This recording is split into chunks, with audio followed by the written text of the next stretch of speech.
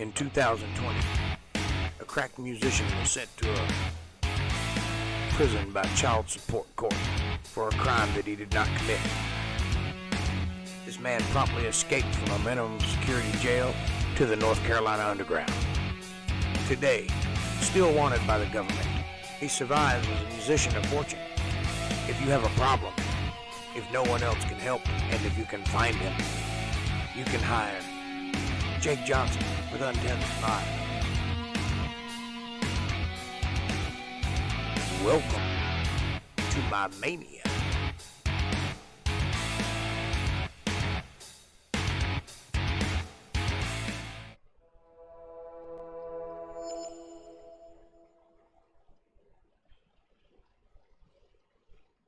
Come on, come on, come on, come on, come on, now touch me, babe.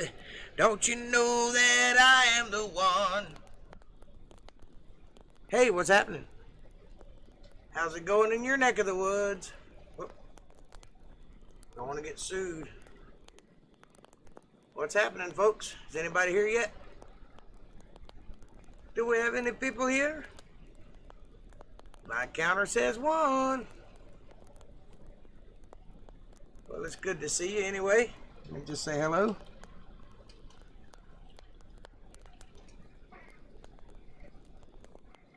Ba-ding! It's me.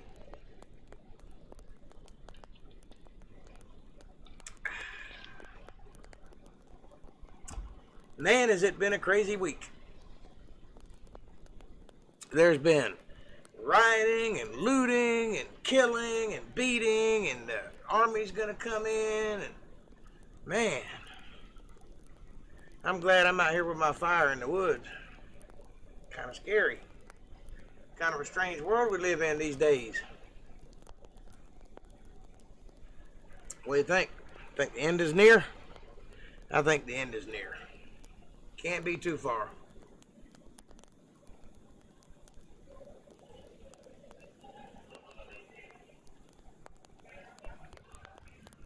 There's supposed to be rioting in my neck of the woods tonight. That's what I was told. I hadn't seen anything yet, but I'm looking. I'm ready. I'm remaining vigil. And if that don't work, I got more where that came from.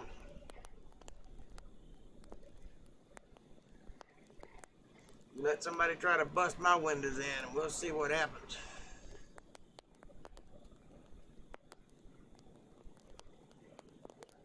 What about you guys? Y'all got any damages going on around where you're at? I hope not. I hope you're all safe. Hope everything's going well. It's Manic Monday. Manic Monday. Montana Monday. Moreover Monday. That means that we're going to be laid back, relaxed, chill, play some good music, have a good conversation. I was going to have a friend of mine on tonight, and then I heard that there was going to be riots here, and I didn't want our conversation to get interrupted because we didn't plan on having a good conversation for you guys. I got something real nice planned for you, but we're going to do it a little bit later on in the week because I don't think it's a good thing to be too distracted at this point, considering what's coming. If it in fact is coming. Now, it is right down the road, not too far from me, but it hadn't been here yet. Maybe it won't be here. Maybe they will just pass right on by, which would be nice. It'd be nice if they'd all go home and stop doing this to the country. I understand the reason why it's the initial inclination of protesting, but it's gone way far beyond that now. It ain't about protesting anymore. It probably hasn't been since the very beginning.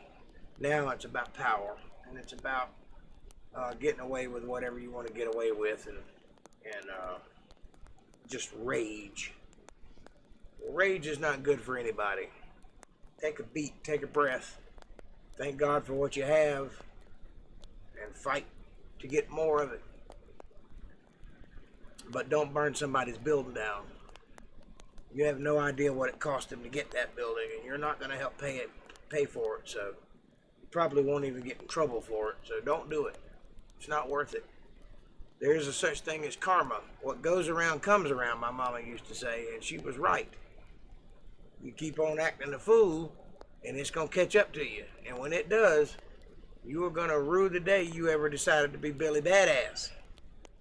Because you're going to feel awful bad when your life falls apart. And trust me, it will.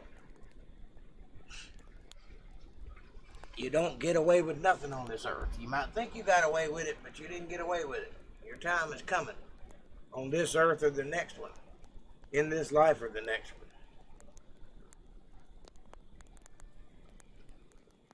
But one way or another, you're going to pay for your sins. So don't be taking things from people that don't deserve you taking things from them. Like firemen who risk their lives to save your crap when you fall asleep with a crack pipe in your mouth or whatever. Don't take it out on them. Like the old lady down the street ain't never done nobody no wrong, and you gonna burn her house down? That's not right, and you know it ain't right. So settle your little butt down. If you're even never gonna watch this podcast, which you probably won't, because let's face it, wrong demographic. But if you ever happen to see it, calm your little ass down. Take a smoke break. Assess what it is you're fighting for. Don't make me come over there. I will stop this podcast right now and turn it around.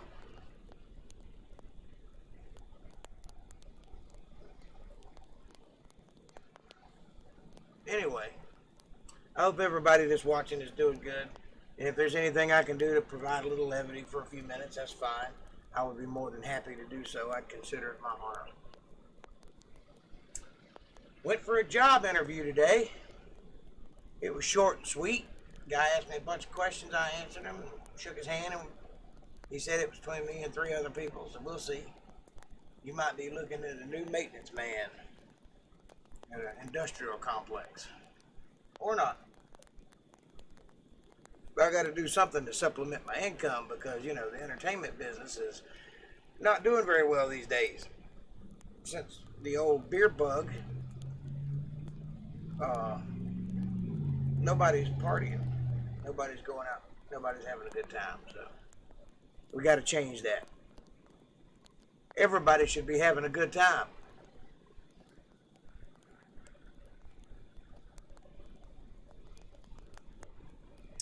So I hope you guys are ready to holler out some requests. I've got this baby tonight. This is the love of my life. She's a beauty, and she's rather old and rather unique. And sounds like a dream come true. Just listen to that.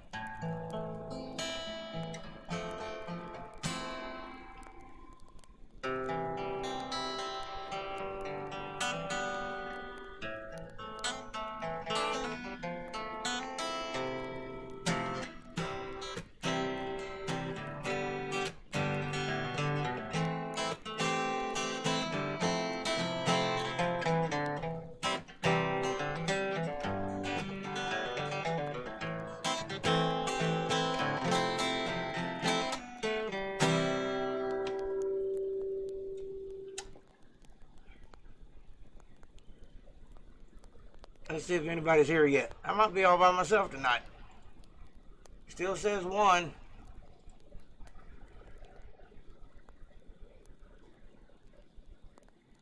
If you're here, say hello.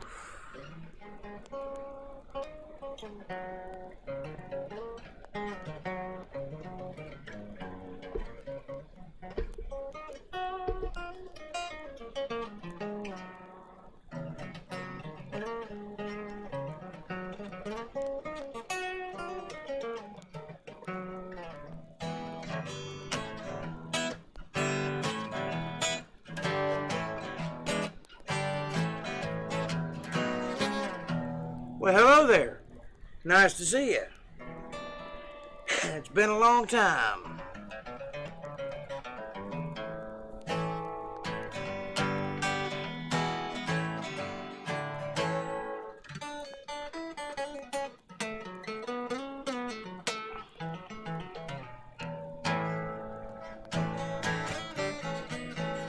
How you doing? Are you safe where you're at?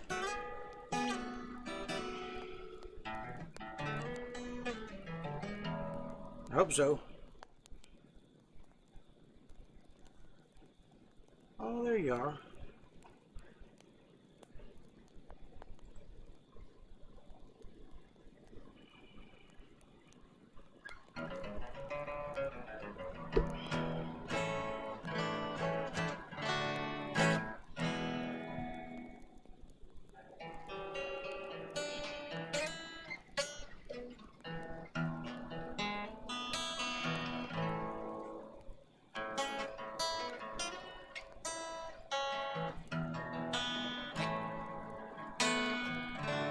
Day after day, I'm so confused, spending my time in the pouring rain, rhythm and rhyme and harmony. Ain't it a shame, singing the same song? Give me the beat, boys, and free my soul. I wanna get lost in you, rock and roll and drift away. Oh, give me the beat, boys, free my soul. I wanna get lost in you, rock and roll and drift away. Won't you take me away?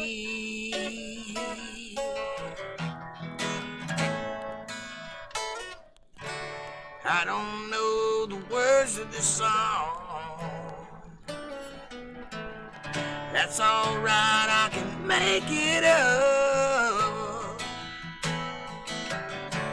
You just sit back and sing along,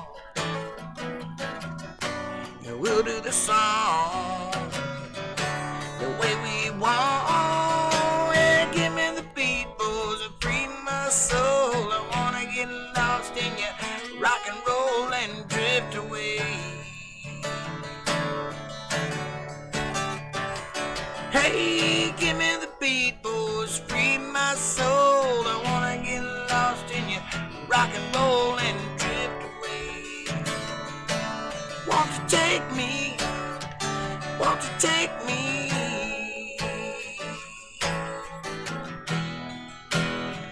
Won't you take me away? Oh, give me the beat, boys, and free my soul. I wanna get lost in you, rock and roll and drift away. Yeah, give me the beat, boys, and free my soul. I wanna get lost in you, rock and roll and drift away. Won't you take me away?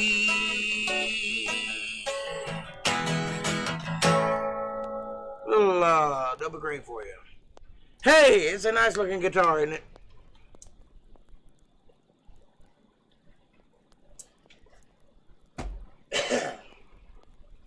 One of my favorites. Is my favorite.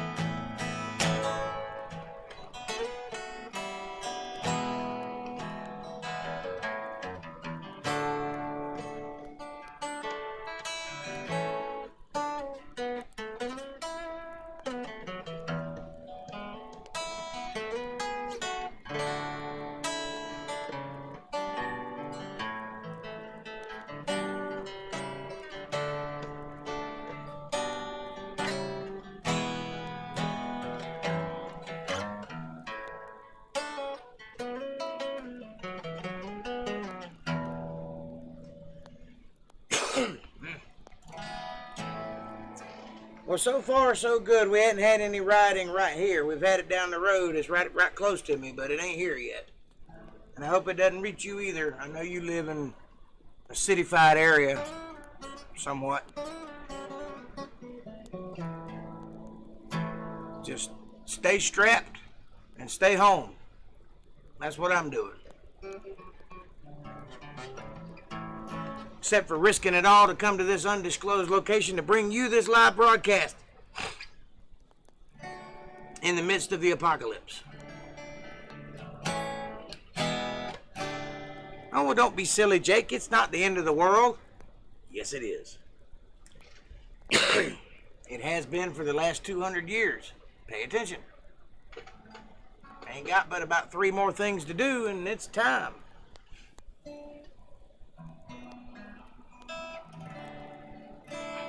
Here's a country song I've been playing for a while.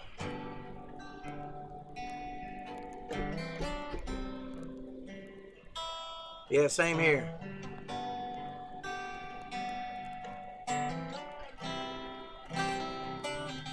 There's a little moonlight dancing in the sand. There's a warm breeze blowing by the ocean as you're taking my hand. You need to know where I'm standing now, that I'm right on the edge of giving in to you. Baby, it's a long way down. If I fall, will you let me down easy? If I leave my heart with you tonight, will you promise me, girl, you're gonna be alright? Barely hanging on. If I fall, will you let me down easy?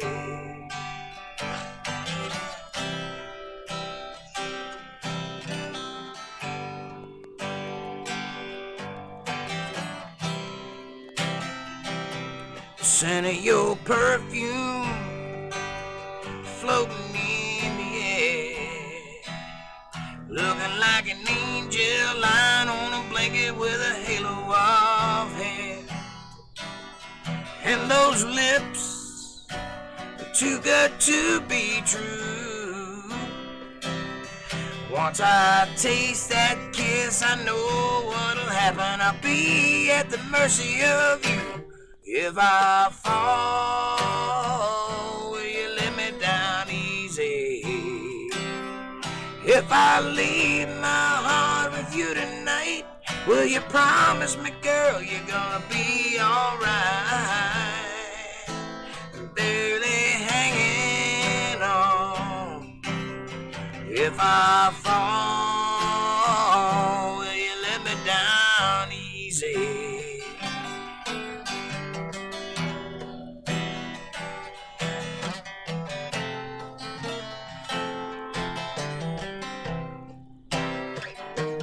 If I fall, will you let me down easy? If I leave my heart with you tonight, will you promise me, girl, you're gonna be alright? Barely hanging on. If I fall, will you let me down easy? If I fall,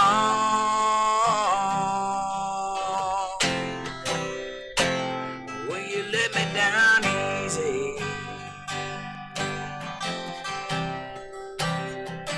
Won't you let me down easy?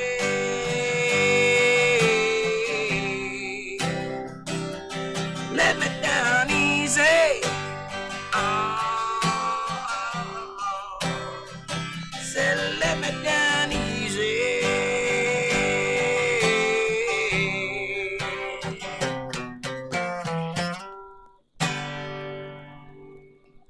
Little Billy Currington, wet your whistle.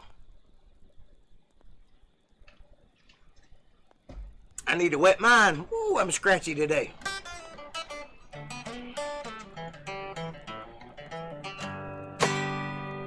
I live in the pollen capital of the world, that's why I'm scratchy, and I smoke a lot.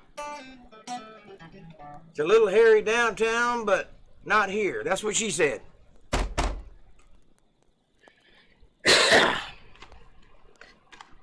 Speaking of smoking a lot,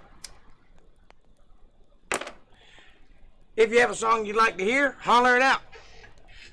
I'll be glad to play it if I know it. If I don't know it, I'll tell you I don't know it. Or I might fake it. You never know.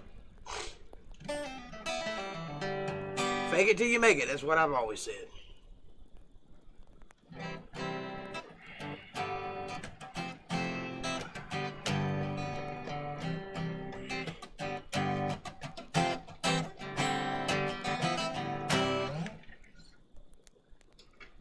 Well, you're very talkative tonight. Say hello or something. Keep me going. You're the only one here. There's nobody here. They must be all Mondayed out. I don't blame them.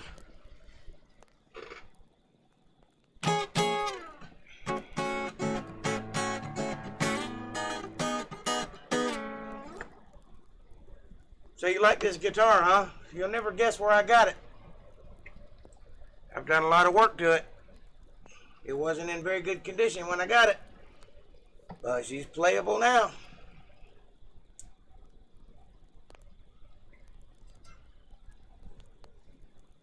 This, believe it or not, was a gift. It was a gift from a family member. And I couldn't believe it because ain't nobody ever given me nothing like this before. This is, believe it or not, the second instrument that family member's ever given me. And the first one I played for about 2 years. This one ain't going nowhere.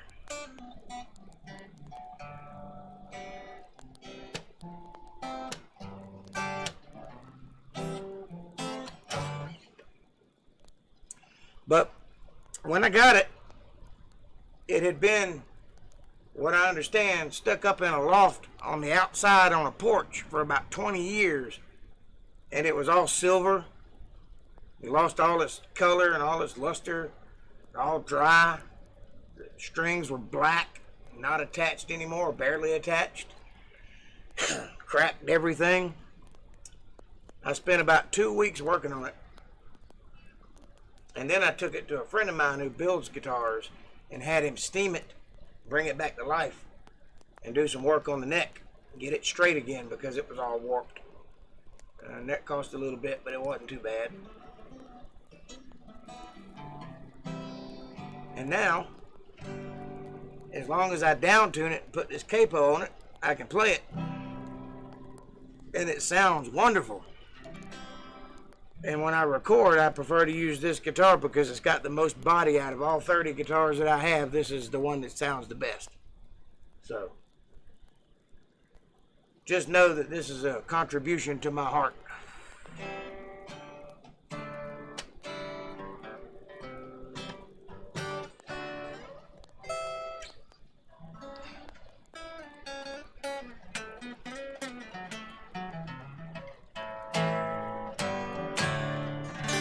And it looks really good in pictures too. It's got personality, got the yin yang. Just look at that. Just look at the life in this thing. The story it tells. Just take it in.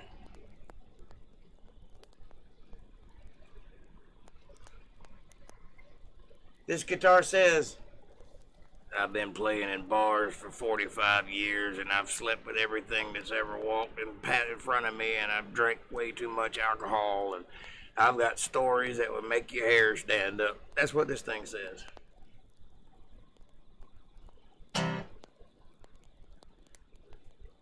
It's okay.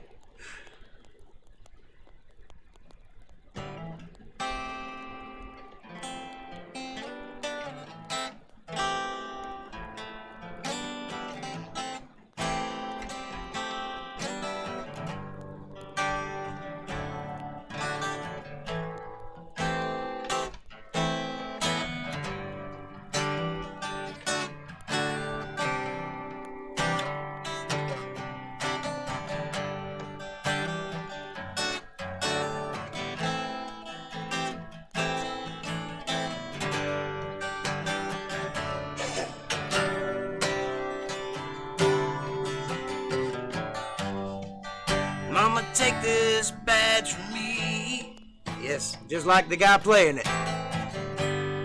I can't use it anymore. It's getting dark, too dark to see. Feel like I'm knocking on heaven's door. Knocking, knocking, knocking on heaven's door. Knocking, knocking, knocking on heaven's door. Yeah. Knocking, knocking, knocking on heaven's door. Knocking, knocking, knocking on heaven's door.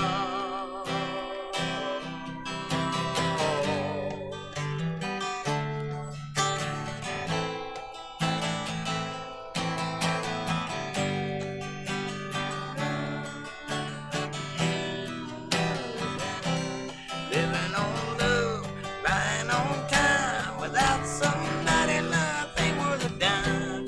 But you don't get nothing right. Just living on love. I forgot the song. It's been a while. All right, let's see. I'll do some Alan Jackson though. How about that?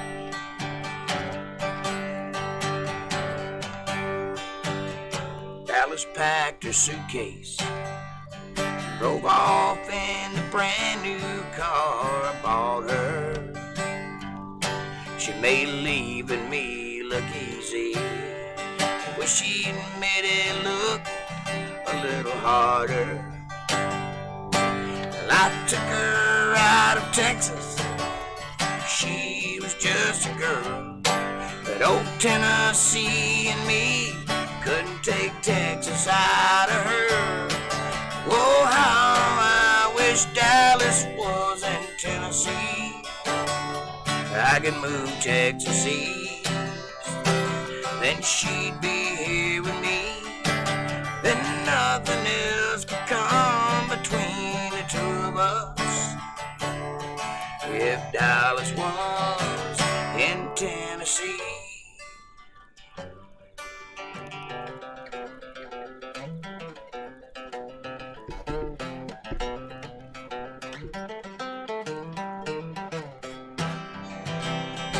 Well, way down yonder on the Chattahoochee, it gets hotter than a hoochie coochie.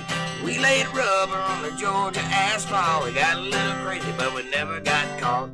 Down by the river in the pale moonlight, pyramid of cans and something around. Talking about girls, talking about women. Never had a plan, just living for the minute. Yeah, way down yonder on the Chattahoochee, never knew how much in muddy water meant to me. But learn how to live and learn who I was. A lot about living and a little about love.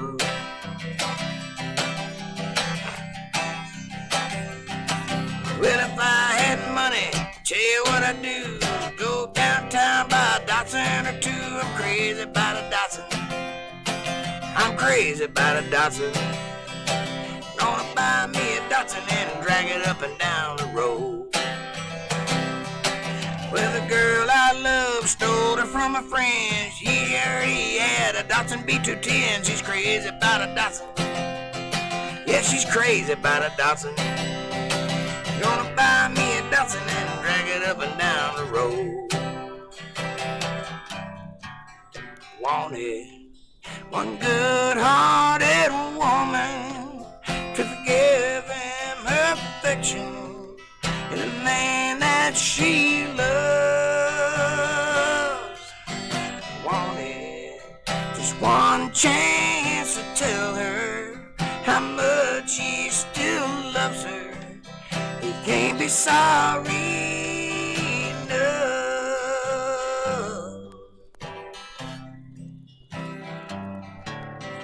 Wanted. There you go, some Alan Jackson. Steve Earle.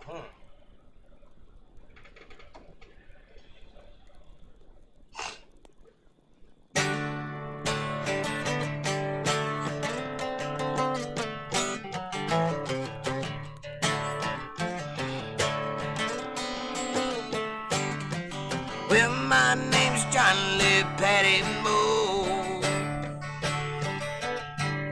Same as my daddy and his daddy before. Hardly ever seen Granddaddy down here. Sorry. He only come to town about twice a year. I choked on that one.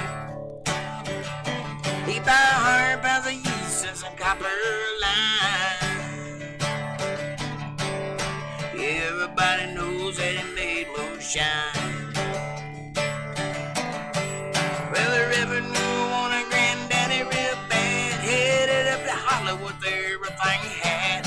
For my time, but I've been told you better come back to Copperhead Road.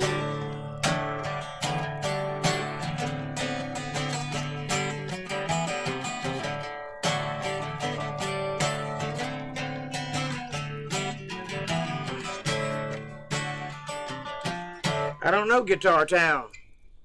Pretty baby, won't you? Hey, pretty baby, won't you listen to me? Take you all the way down to Tennessee.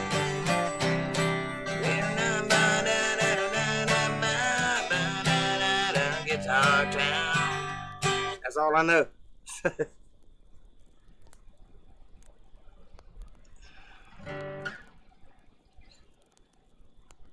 Well, I volunteered the army on my birthday.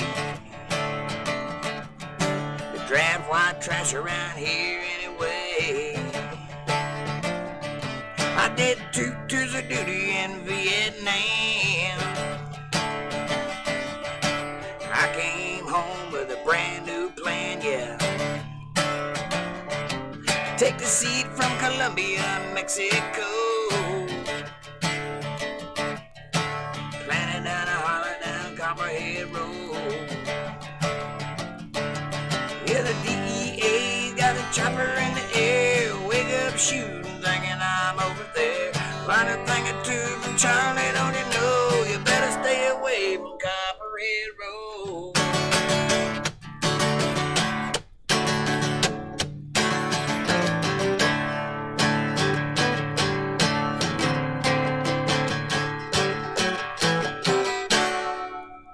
You were shoulder deep in your koi pond. Wow, what's up, Great Sky Troll?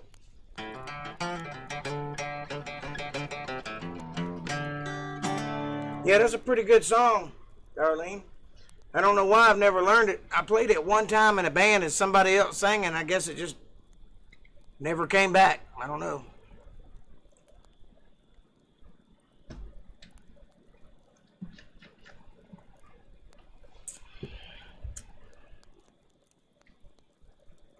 I do like Steve Earle, though. I think he's a good dude.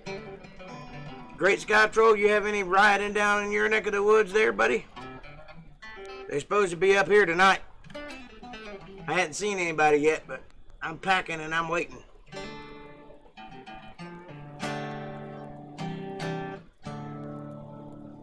You live downtown, don't you? Used to. Or are you back on the branch?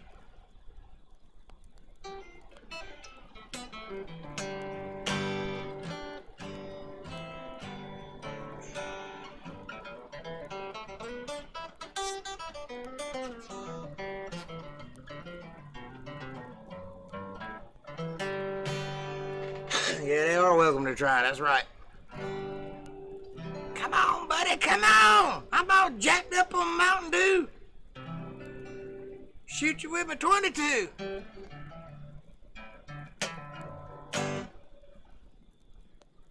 Yeah, I figured you were downtown. Have they done anything out there yet?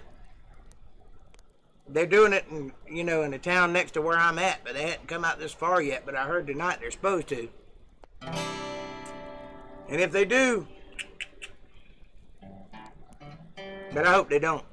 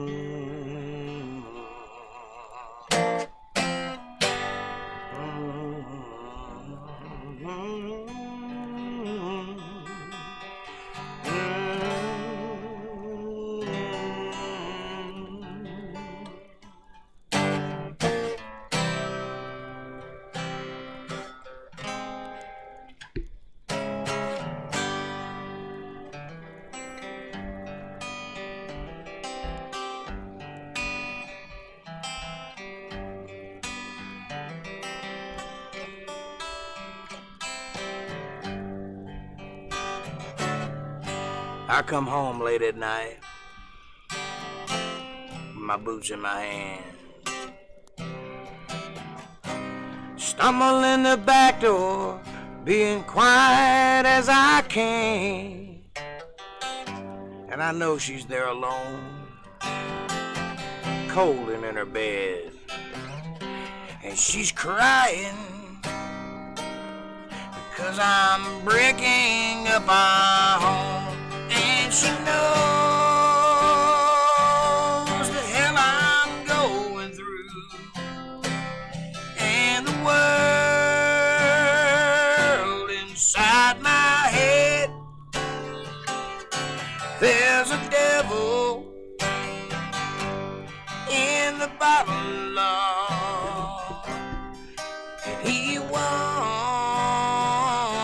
to see me dead.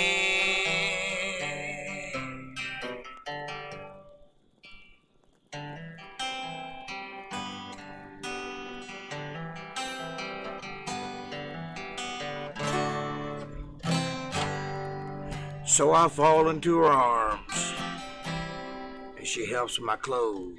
I guess she stays on with me 'cause she really knows that I'm trying, Lord, to find my freedom by escaping to the only freedom I've ever known. And she knows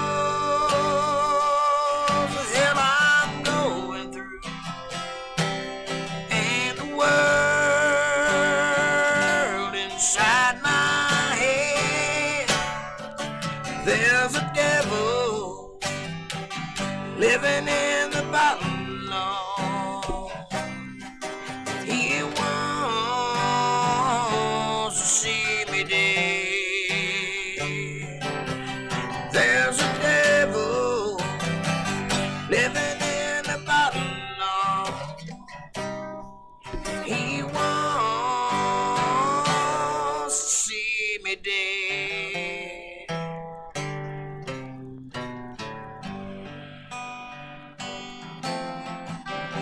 It's killing her too, watching me die this way.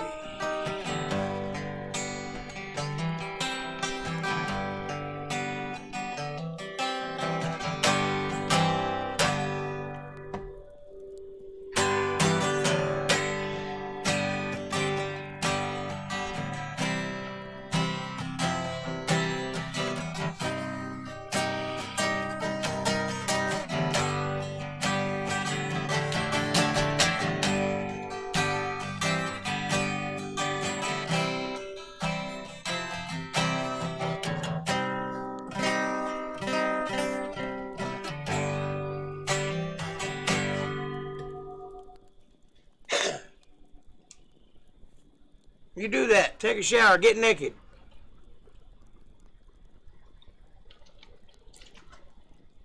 Thank you. Thank you. Yeah, I really like that song. Touches me. There is a devil in the bottle. I meet him nightly.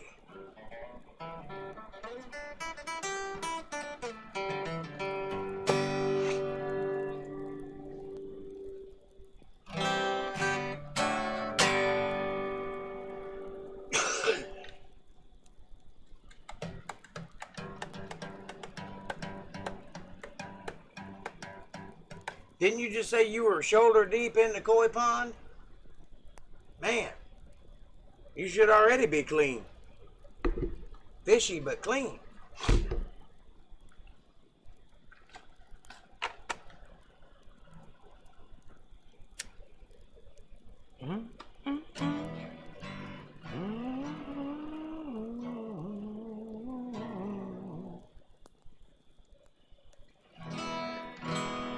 I don't know why I keep on remembering the good times and all the bad times we had. I don't know all the words to this song, but that's alright, I'll sing like I know the song. these rose-colored glasses. That's that here. But these rose-colored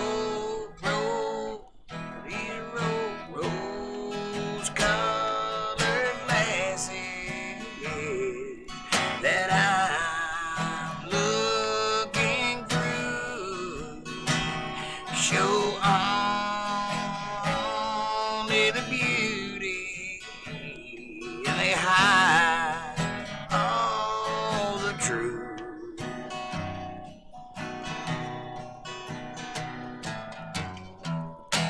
You smell like... That's not what I thought you said there for a minute. Mermaid's purse. Okay.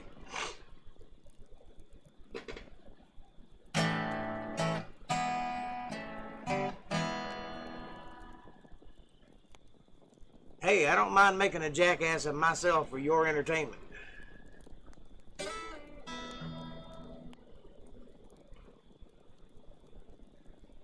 I know at least part of thousands of songs.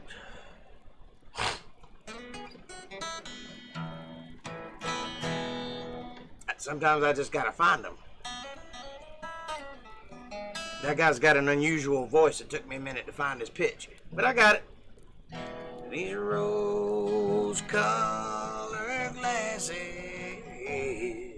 that I'm looking through show only the beauty, and they hide all the truth. And I'm pretty sure that's the end of the chorus.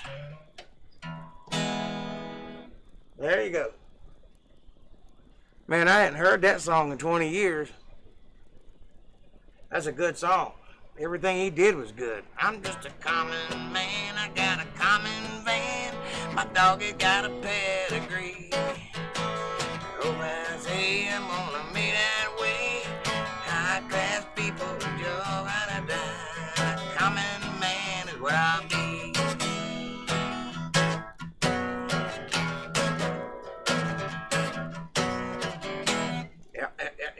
Yep.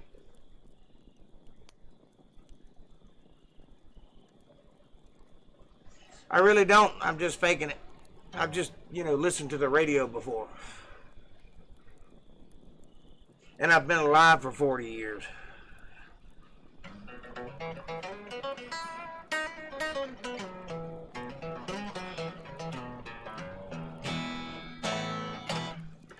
Teddy Bear. Oh, Teddy Bear Picnic. I don't think I know that one. Who does it?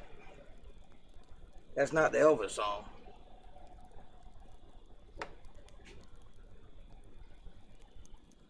Or are you telling me what you're doing right now?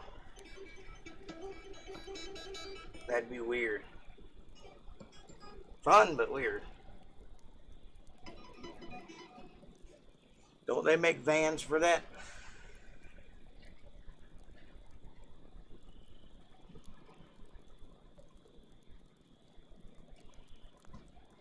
I don't think I've heard that one. Domestic Life, I have to look at it.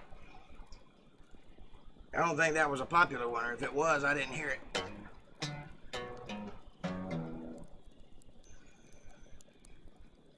If it wasn't on repeat in the 80s, I didn't hear it.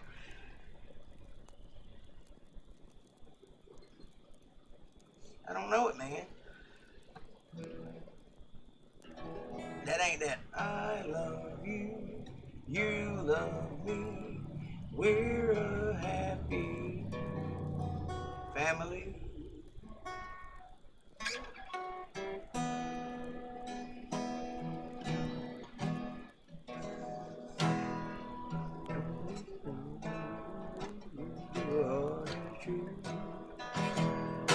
I don't want no other love, baby, it's just you I'm thinking of. Don't be cruel, not a shoe. Don't be cruel. I don't want no other love, baby, it's just you I'm thinking of.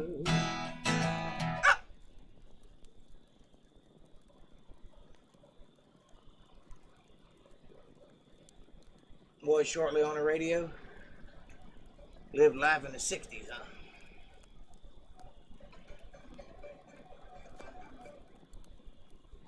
I don't know where I got 60s from. I think I thought I saw it.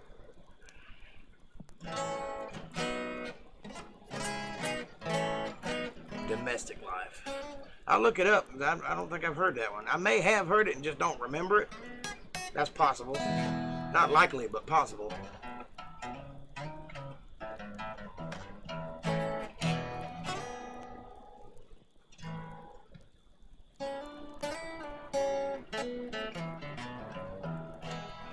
By the way, did you enjoy the conversation last Friday? I put it on thick for you at the end of the podcast. I didn't know if you stuck around or not because you kind of quit talking. 90s. Wow. I thought he was dead in the 90s. Maybe that's why I didn't hear it, because I didn't know he was still alive.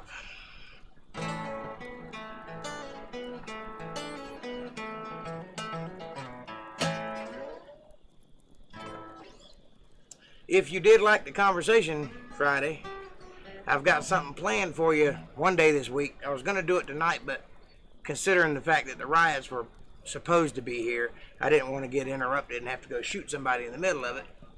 But, well.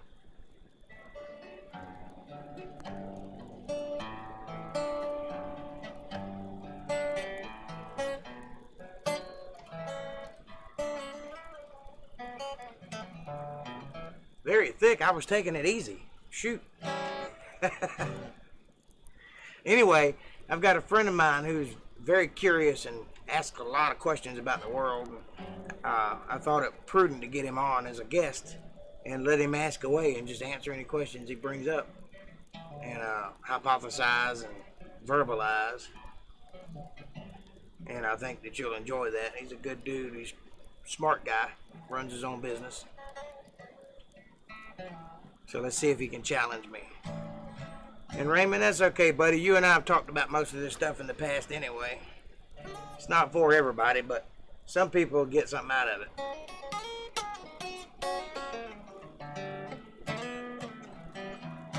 I'm trying to take it a chunk at a time, starting at the beginning, work my way up a little bit, and then go double back and delve into how it all connects up, and then go a little bit further and then double back. It's kind of what I'm doing, and I'm taking my time with it. I'm trying not to lay it on too thick, too fast, because there's a whole lot of information, and one can go insane just trying to grasp it all at once.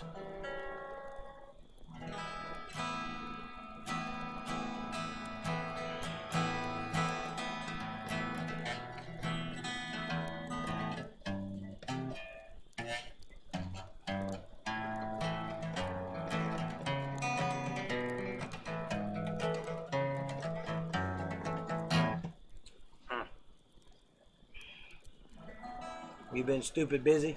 It's all right. Stupid busy is good, man. It means you're doing something. I appreciate you just being here. It means a lot to me. Eventually, this podcast is going to take off when YouTube finally starts propagating videos again, and it starts recommending me to people. And meanwhile, I'm looking into ways to advertise and get some more listeners, because right now it's just word of mouth. It's just the people we know that's watching, you know, and that'll give me time to get a good grip on what I want to do and how I want to do it. And meanwhile, I'm getting better and better at it every day. Give me time to fix the audio problems. At least now I think you can hear me pretty good. Could be better. It's a little blurry. I need to get a better microphone and a better camera, which I'm working on. I got stuff coming. It just hadn't got here yet.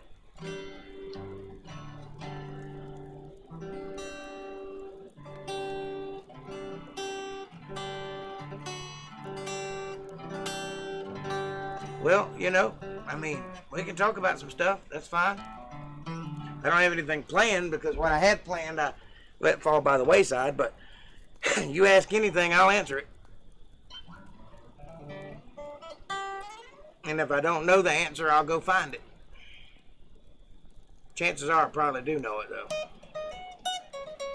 I'm not bragging, I'm just saying I've got a photographic memory, and I've learned a lot of things over the years. So, but I have a photogenic memory. It's not photographic. I don't remember everything, but just about everything.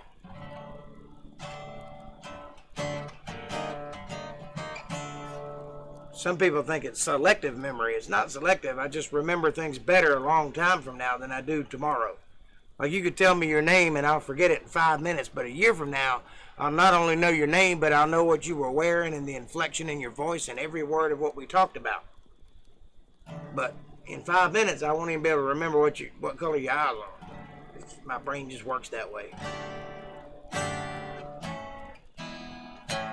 But a year from now, it's all cemented in there.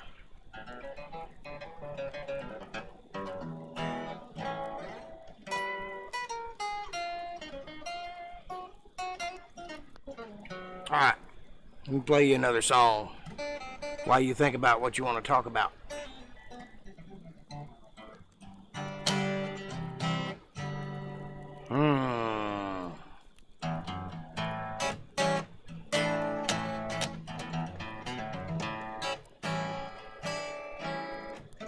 The twin thing?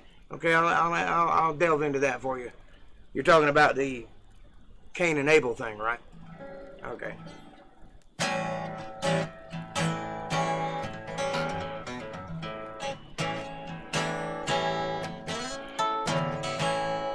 Here's a little amazing rhythm aces for you.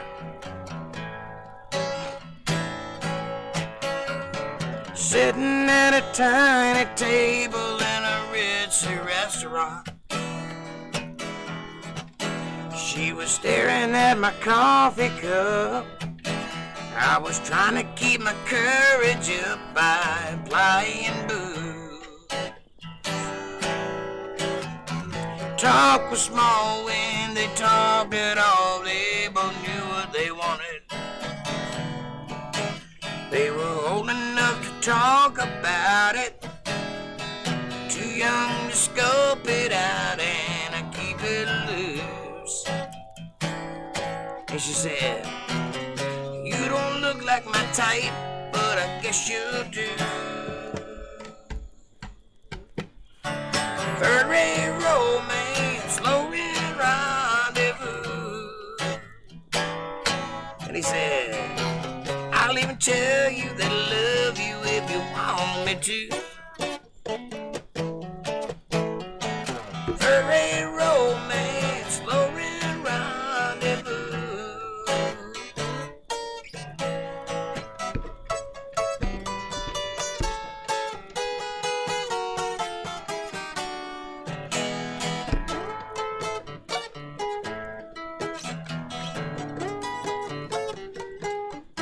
It's hard to do. Oh, hell with it. They left the bar, they got in a car and they drove away.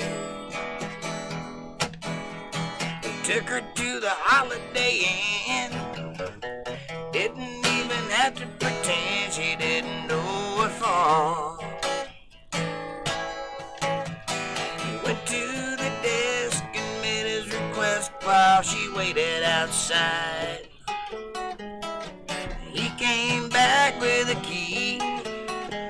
She said, "Give it to me and I'll unlock the door." And she kept saying, "I've never really done this kind of thing before, have you?" Furry romance, lonely rendezvous. And he said, "Yes, I have, but only a time or two." Furry romance, lonely rendezvous. Furry romance, lonely rendezvous. Little amazing rhythm aces for you. Don't play lead on an old acoustic guitar. It's hard. And I have sissy hands.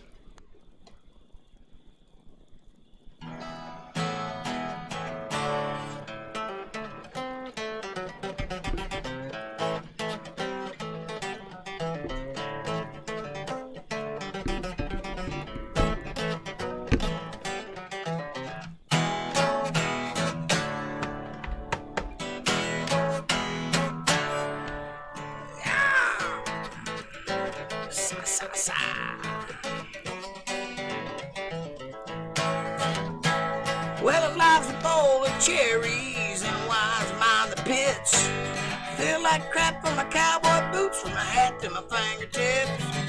Wanna get drunk, get stoned, get loud, and hang out with my friends. I'm up there at the bar and the blind goes around a bend. I wanna get drunk and get drunker. Living on a minute for the rest of my days. Wanna get high and get higher. Spend every minute to the limit for the rest of my days.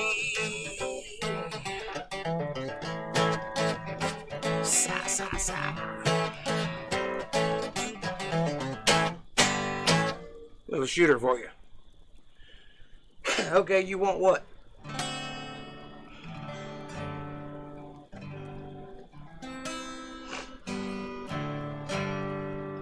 Okay, you want what? Yes, I love that one. Okay, I won't. Are you talking to me or somebody else?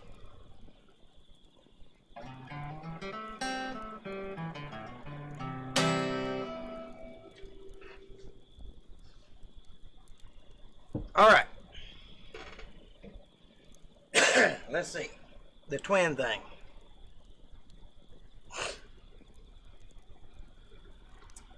Okay.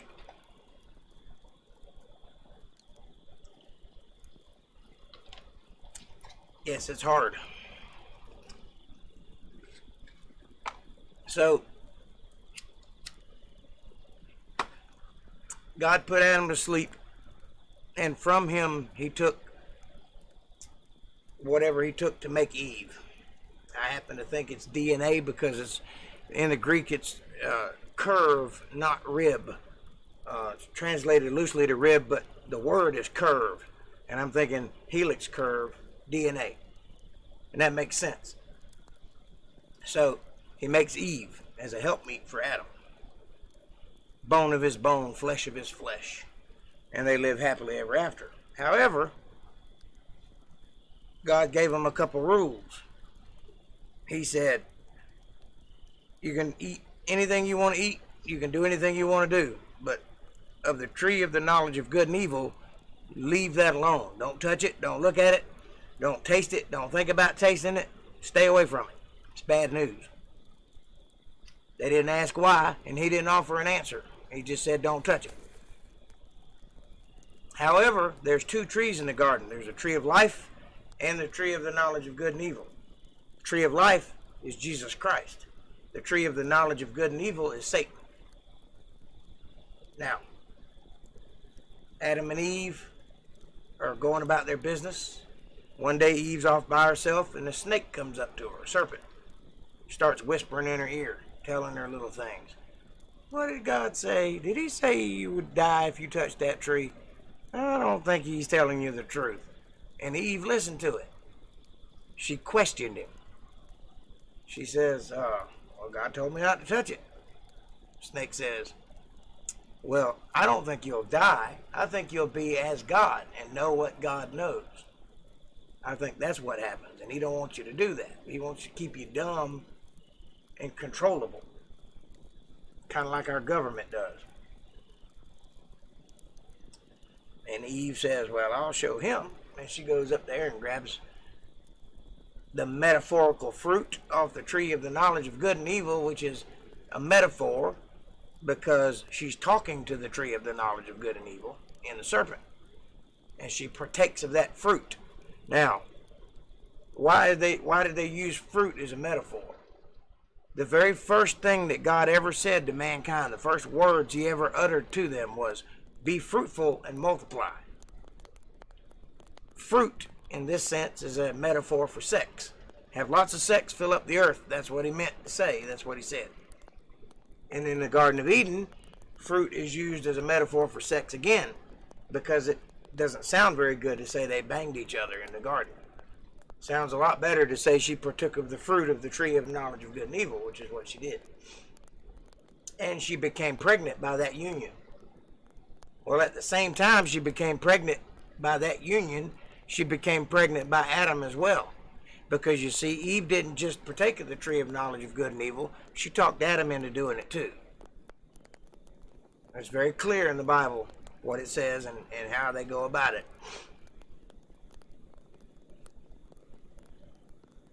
So, Eve was tricked.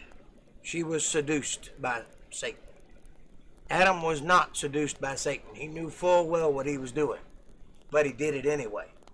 Now, why he did it, we can get into that all you want to. As a man, I would say he did it to protect his wife, thinking if he did it, maybe God wouldn't be so hard on her. I don't know. I don't know why he chose to do it, but he did it. And as a result, there was an unholy union. Now, how do I know that's what happened? Well, to start off with, they committed a sin, and as soon as they did that, they grabbed fig leaves and covered up their private parts with it. If she ate an apple and that was a sin, why didn't she cover up her mouth with the fig leaves? Instead, she covered up her private parts. She knew she was naked because she was icky. Sex does that to you. So, they covered up their private parts. Well, later on in the day, God comes down and says, "Where's my Adam and Eve at?" And they said, "We're over here, hiding in the bushes." And he says, "Are you wearing fig leaves around your private parts? Why are you doing that?" And their answer was, "We were naked and we were afraid. We didn't want you to see." "Who told you you were naked?" he says. "I didn't see anybody else here. Who said you were naked?" "I didn't tell you you were naked." "How did you know that? And why do you think that's a big deal now?" It's a big deal because they're icky. They just had sex and they know God knows it. Well, that started the curse. And God said to Eve, "Because you've done what you've done, I will put enmity between his seed and thy seed." Well, enmity, to start with, is a specific word, and it means, conflict. His seed and her seed, there's only one way to translate that, and that's his sperm and her egg. Well, who's he? He is the devil. That's why he followed that by saying, "And the offspring of that, the devil will bruise his head, but the offspring will bruise his heel on the devil," meaning he'll stomp him out. He'll win in the end. The devil will hurt him, meaning that Jesus will be crucified one day. But in the end, Jesus will win. He will defeat death. That is a prophecy for Jesus. Now, the child is not going to be Jesus. It would have been had the devil not intervened, but that's why the devil intervened, to stop that from happening. If Jesus would have been born then, he would be king from then till now, and everything would be perfect, and man wouldn't die. Man wouldn't be a flesh body full of sin. But because Satan intervened, that caused all of what's happening now in a roundabout way. Now, 9 months later, Eve has a child, says she bore a child, and then she bore a child again. In the Greek, that word again means next. Means that they came out at the same time, one right after another. Which means they were twins. They were born at the same time. Cain and Abel. They were the same age. You can confirm that because later on, when it comes time for an offering, they both bring an offering at the same time, which means they're of the same age. They're of the age of accountability. You bring the offering when you're ready to offer, it's your birthday, basically. So they both come at the same time. One gives an offering of the fat of his calves and the best, his first fruits of everything he has. And the other brings some vegetables because he didn't want to give up his lambs and his sheep. That's why God didn't like it, because it was half-assed. Said it was like smoke in his nose. He didn't like it. If you're going to make a sacrifice, you got to make the best sacrifice of what you've got. That's the whole point. It's for so you to sacrifice something. If you're not sacrificing anything, it doesn't really do anything. God didn't like it. Because of that action, Cain became jealous because God didn't like his sacrifice. And he picked up a rock and bashed Abel in the head with it, killed him. A little bit later, God comes down and says, "Where's Abel? I'm looking for him. His blood cries to me from the ground." And Cain smarts off to him. Cain says, "What am I, my brother's keeper? I don't know where he's at." Well, God knew where he was. So, Cain was cursed. Not to die. Oh no, to live. Matter of fact, God put protections on Cain so that he wouldn't be killed. Because Cain was really worried about that. He said, once people find out what I've done, they're going to slay me 1,000 times. God said, no, you're going to live, buddy. So he puts a mark on him that if anybody saw that mark, whatever the mark was, that they would leave him alone or wouldn't go near him. Cain went on to have many children. Many children. They were city builders. And his descendants are the people that created music and ironwork and started building towers and ziggurats and things like that. They were builders. So Abel would have been one hell of a man had he not died. But you see, Abel hadn't had children yet when he was killed. That's why he's not in Adam's genealogy, because he didn't have any children and he didn't have any descendants because he didn't have any children. So he wasn't included in the genealogy. Cain was not included in the genealogy because he was not Adam's son. He was the son of his father, the devil. Now, later on in the Bible, when Jesus is talking to the Pharisees and they're trying to trip him up by asking him trick questions, questions that don't have a good answer or have more than one answer, they ask him some pretty serious stuff. And Jesus responded to them, "You are of your father, the devil." Well, how does he know that guy's father's the devil? He doesn't. But he knew who he was talking to. And who he was talking to was a Pharisee. And what a Pharisee is a direct descendant of the Kenites, who are direct descendants of Cain, who is of his father, the devil. It's very clear in the Bible. It says it all the time, all throughout the Bible, that Cain was the devil's son. That's not a metaphor. And he was also the first murderer and the first liar.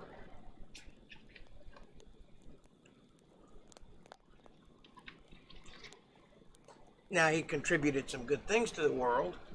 Well, you could argue they're good things. You could also argue they're bad things, because the things that he contributed also kind of destroyed the world. Like farming, for example. Farming is great, but as soon as you put a title on a piece of land, then you got somebody else who wants that land who can't get it because you own it. And as soon as you cordon it off into a block that's yours, you're going to have to defend it. If everybody owns everything, then you don't have to defend anything. So there's where war came from. Well, who did we come from? Well, that's a good question. There are 12 tribes that are descendants of Abraham. Abraham was told by God as a covenant, a promise, that he would be the father of many nations, that his children would be like the sands of a beach, or the stars in the sky. I can't remember which one he used, but we came from Seth. Some of us did. We also came from Cain. My family probably came from Cain. Because I'm a musician, it's in my DNA. It's not something I learned. I was born with it, which means it's in my DNA. So my father's side of the family probably descended from Jubal, which was a descendant of Cain. You, on the other hand, your side of the family, the Irish side, the red-headed side, the Allens, Scarboroughs, and all those, probably came from Rouge, or one of the red-headed tribes of the 12 tribes. They all scattered, you see, at one point, and they went in different directions, and they fathered many nations. And there are 12 distinct types of people in the world, and you can trace them back to some degree. Now you have to understand, there's been a lot of mixing going on for the last 4,000 years. To trace your genealogy back to a definite root would be impossible unless you knew who you were. I don't know how you could do that, because there's a lot of different things in you. You're German and Irish and European and 3% African, and you know, there's just no way to tell for real. But one day that question will be answered directly, because all of those people will come back together. That probably means something to the effect of, we'll eventually develop the technology to be able to trace the DNA back to its original source once we figure out where everybody is. In order to do that, they have to give up evolution, and they have to give up this capital S science that they're teaching right now, because that skews all of the dates, which skews all of the results, which means that you can't find out where you're from. When they give that up, when they finally get proven wrong, and they get back to actual science, where they actually look at the evidence and follow the evidence where it goes, instead of assuming an answer and then providing the evidence to fill the answer, which is what they're doing now.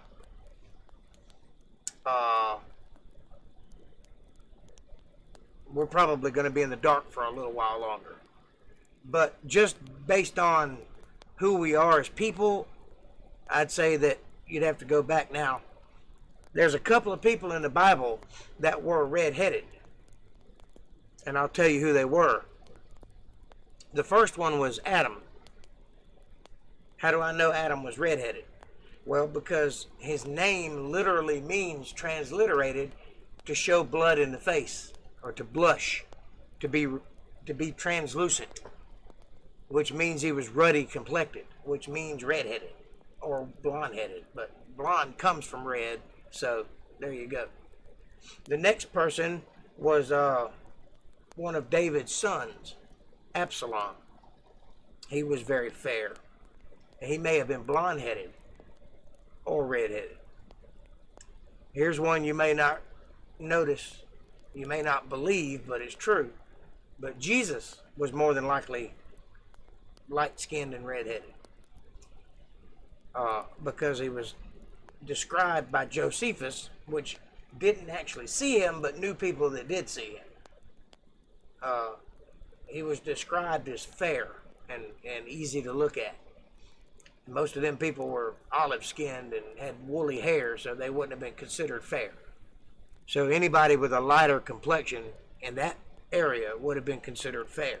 So anything from light brown on to red, he could have been.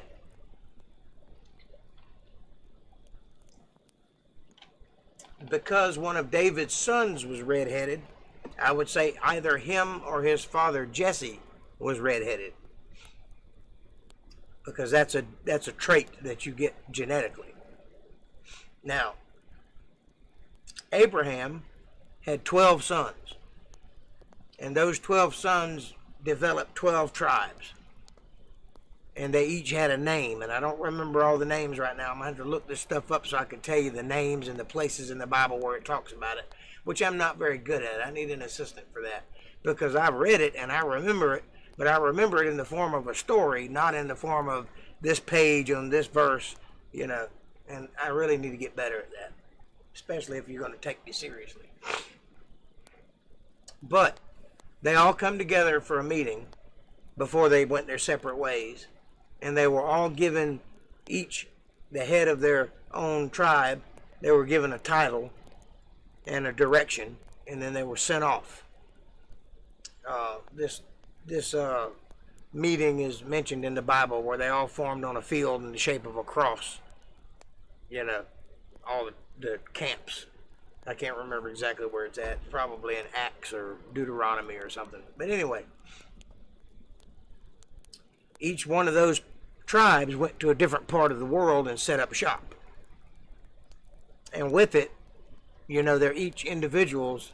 They each have a different appearance. Because back then, DNA was a lot cleaner than it is now and a lot purer. So when you had children, they were very unique.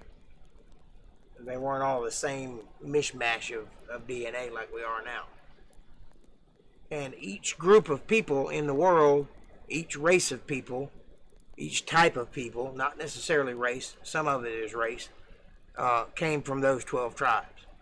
Now, here's a question you need to ask. If Adam and Eve were the first people to be born,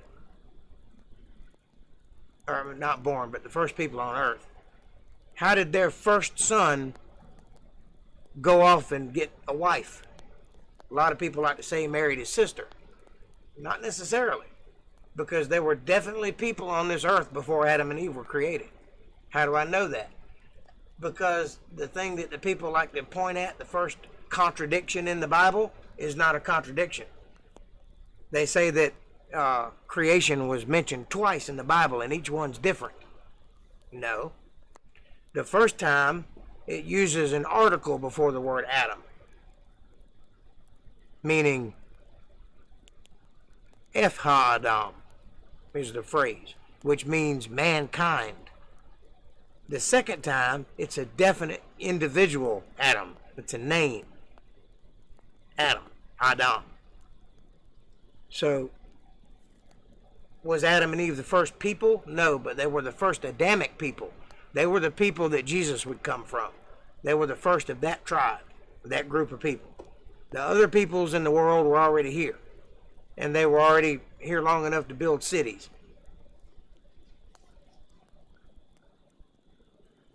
How is it possible, though being where he was from? You don't think you want to know?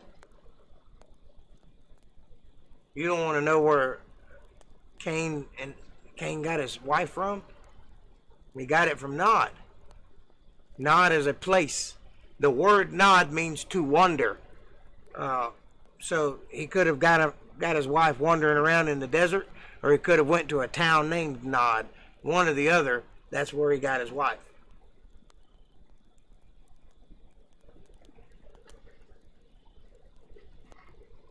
And so, to make this clear, God created mankind on the 6th day. And then he rested. And then on the 8th day, he created Adam and Eve. For a specific reason. For a specific goal. Because this was the enactment of his plan. That's why Satan didn't go bother the other people. He bothered Adam and Eve. Because Adam and Eve were the people who would eventually make Christ. Now, if things would have happened the way God designed it to happen, Adam and Eve would have had a child, and that child would have been Jesus. But because Satan intervened, they had 2 children, and that was Cain and Abel. Then they later had a child named Seth. Right? Seth is who Jesus comes from. Now, it took almost 2,000 years to get the bloodline back pure again. I covered this last time we talked, but it took 2,000 years to breed and interbreed and go on down the line until they got back to a perfect bloodline. That's why God found favor in Mary, because she was perfect. Her bloodline was perfect. Her father was a full-blooded king, a full-blooded Judean, and her mother was a full-blooded Levite, which is a priest. So, full-blooded king, full-blooded priest. King of kings, Lord of lords, their daughter is perfect. So God found favor in her. If they'd had a son, he couldn't have done nothing. But they had a daughter, and she was perfect in bloodline, in her lineage, back to Seth. But it took a long time to get there. Get that bloodline back right again. You know, you had to mix and intermix and remix and keep on going until you got all the pieces of that puzzle back together, because one seed separated that puzzle into a billion pieces. And that was Cain and Abel. Now, Mary has a child. That's Jesus. He is the Son of God, because he doesn't have an earthly father. He doesn't have two sets of chromosomes like everybody else does. He only has one set from his mother. The best man that ever lived was mostly woman. That's what I'm trying to say. So, then Satan shows up again to destroy that seed one more time and try to get Jesus to take a long walk off of a short cliff.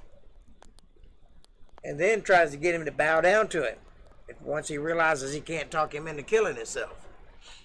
You remember Satan said, cast yourself off of this rock. The angels won't let you fall. They'll catch you. Don't starve to death. Eat this rock. You can turn it into a loaf of bread. Just look at all this. I'll give it all to you. Just bow down to me one time. Nope. Jesus wasn't having none of it.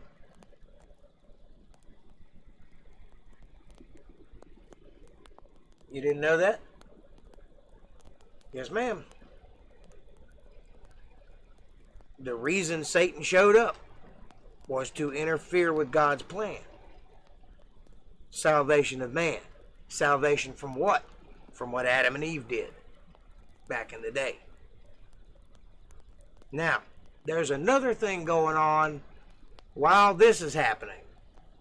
That is the influx of the Nephilim, the fallen angels.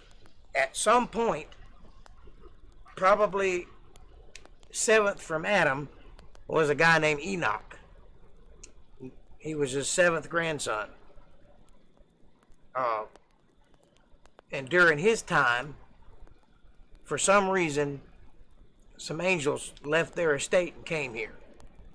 And they started teaching mankind all manner of things. Runes and spells and recipes and incantations and things that mankind ain't supposed to know. Probably taught them about agriculture and how to divide a piece of land up into properties and how to swindle people out of their earnings and things like that. That's probably the kind of stuff they were teaching. How to fight, how to make battle swords, and, you know, how to kill a man with one thrust to the throat. How to call on something other than God when you're ready for a little boost in the world. Like how to worship false gods. That kind of thing. And while they were here, they found women to be vastly attractive. And so they took them for wives. And then they had babies with them. This is the second time that sex is involved in something that shouldn't be done. Well, because fallen angels had sex with mortal women, naturally their offspring was a little weird. And they were the Nephilim, the fallen ones. In the Bible, it calls them the men of old, the men of renown. They were giants in the earth in those days. These were big boys. They weren't nothing to sneeze at. They had 2 rows of teeth, 6 fingers on each hand. As a matter of fact, they existed through the flood and existed right on up till the 1800s.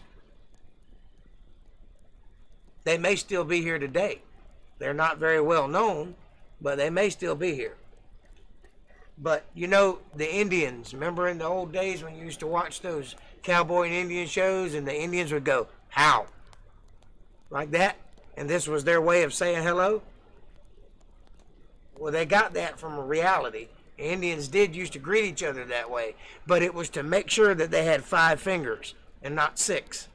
Because giants, red-headed giants, lived in this country, in the Midwest, and were eating buffaloes. They'd run out and grab one and eat them, and when they ran out of those, they started eating the Indians. So, eventually, you can look this up. Look up Lovelock Cave. And know that the Indians trapped a bunch of giants in that cave and burnt them to death. They built a fire in the mouth of the cave until they were all dead. And then they went on the warpath and hunted the rest of them to extinction. But there was at least one group of giants in this country in the 1800s. Lovelock Cave. I believe it's in Arizona. You can check it out. This is not the only time giants are talked about in America either. There are about 500 sightings of bones that are way bigger than normal people. And the good old Smithsonian would call, because they're the people you call when you find an archaeological thing, right? Well, all those bones disappeared. They don't exist anymore. They're probably in a warehouse somewhere next to the Ark of the Covenant, like in Indiana Jones. But that's not true, because I know where the Ark of the Covenant is. Anyway, my point is, yeah, do check it out. You'll learn some interesting shit when you start looking into how science has duped you out of real knowledge. And when you realize that there was at least 500 old newspaper articles about finding giant bones when they were excavating the bulk of America, building roads and, you know, housing complexes and stuff. They all the time they'd find these mounds, and in the mounds they'd find giant bones. And then they'd call the Smithsonian, and then those bones would disappear and never be seen again. Where is what? Lovelock Cave? I believe it's in Arizona.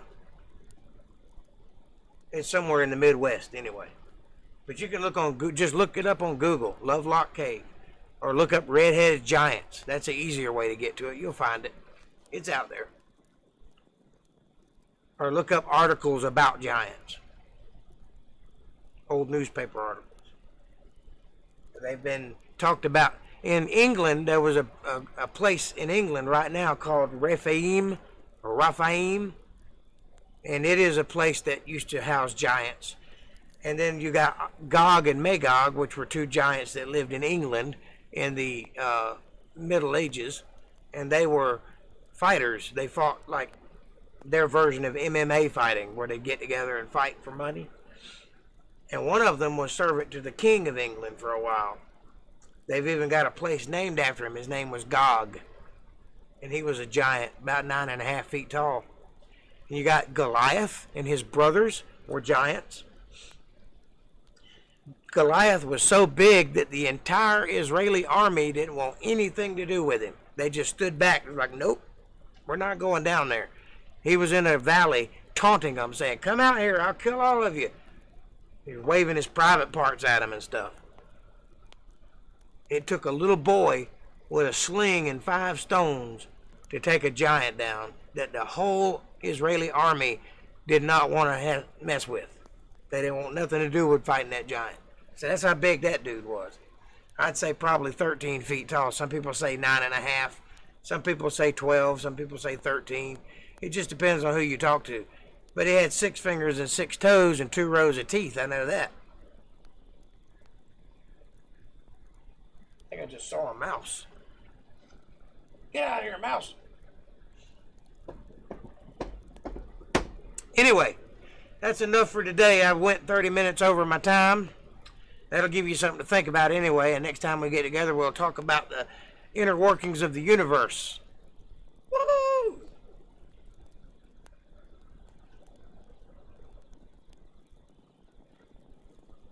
What's ARC? Real quick. Ark. Oh, you want to know where the Ark of the Covenant is? Okay. Is that what you're asking? That would be ARK. The Ark of the Covenant is in Jeremiah's grotto in Jerusalem. I got some more homework for you. Look up Ron Wyatt. W-Y-A-T-T. Ron Wyatt will tell you exactly where the Ark of the Covenant is. We'll get into that later on. Have fun with that. Enjoy yourselves. Like, subscribe, and share. If you feel like supporting the guy, paypal.me/JakeJohnsonBand. Anything you want to offer is fine. Or follow one of the links in the descriptions below. Hell, buy a t-shirt or a hoodie. Do whatever you want to do. You help me, I help you. It's a good combination. It's a good partnership. Anyway, I'll see you guys on Wednesday. Have a great night. Be safe out there. Don't let them get you down. Don't forget to pray for the people that are falling. And stay positive. We will get through this. Good night.